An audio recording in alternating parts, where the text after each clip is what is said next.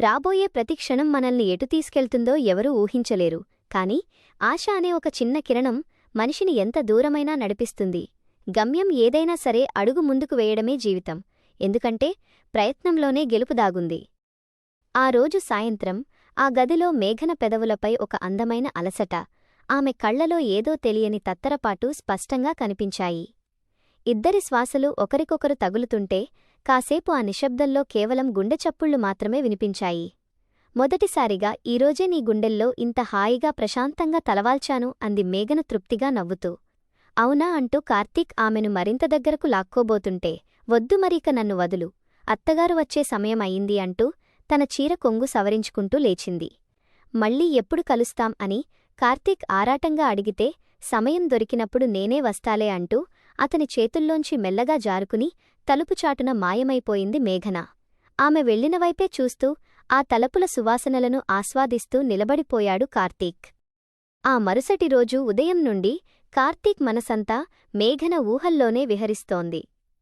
ఆఫీసులో ఏ ఫైలు తెరిచినా ఆమె ముఖమే గుర్తొస్తుంటే సీట్లో కూర్చోవడం కూడా నరకంలా అనిపించి ఎలాగోలా పర్మిషన్ తీసుకుని మధ్యాహ్నానికే ఇంటికి వచ్చేశాడు.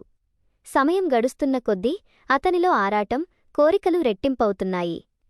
శీతాకాలపు సాయంత్రం కావడంతో అప్పుడే చీకట్లు ముసురుకుంటున్నాయి.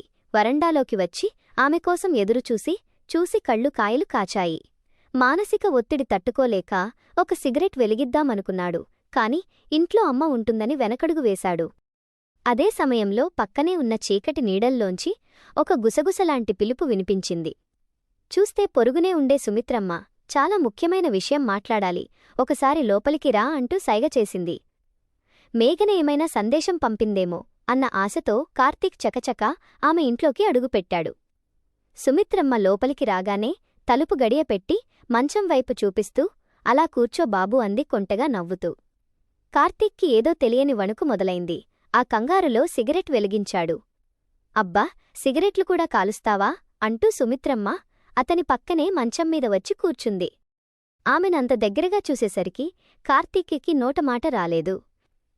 ఎప్పుడూ సాధారణంగా ఉండే సుమిత్రమ్మ ఈరోజు ఎర్రటి బార్డరున్న తెల్లటి కాటన్ చీర, మ్యాచింగ్ బ్లౌజ్ వేసుకుని, జుట్టులో చేమంతి పువ్వు ముడుచుకుని, కళ్లకు కాటుక పెట్టి ప్రత్యేకంగా అలంకరించుకుంది.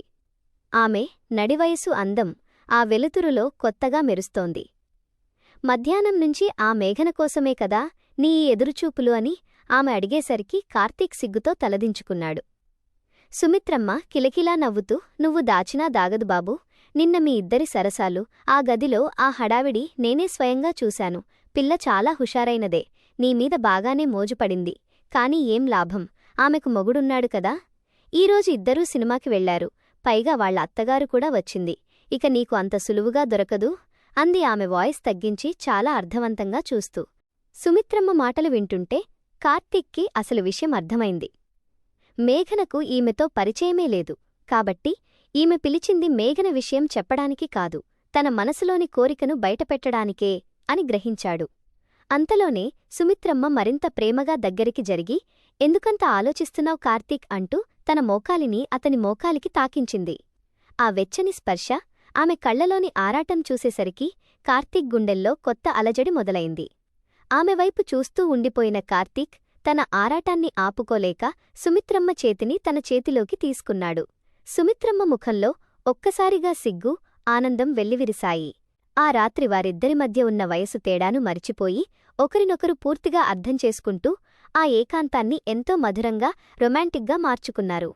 మేఘన కోసం మొదలైన కార్తీక్ నిరీక్షణ అనుకోకుండా సుమిత్రమ్మ జీవితంలో ఒక మరపురాని మలుపుగా మారిపోయింది. మన సమాజంలో ఎవరి మనసులో ఎలాంటి కోరికలు, ఆలోచనలు ఉంటాయో ఊహించడం కష్టమనడానికి ఈ యథార్థ సంఘటనే ఒక నిదర్శనం. ఈ వీడియో మీకు నచ్చినట్లయితే దయచేసి ఇప్పుడే ఒక లైక్ చేయండి.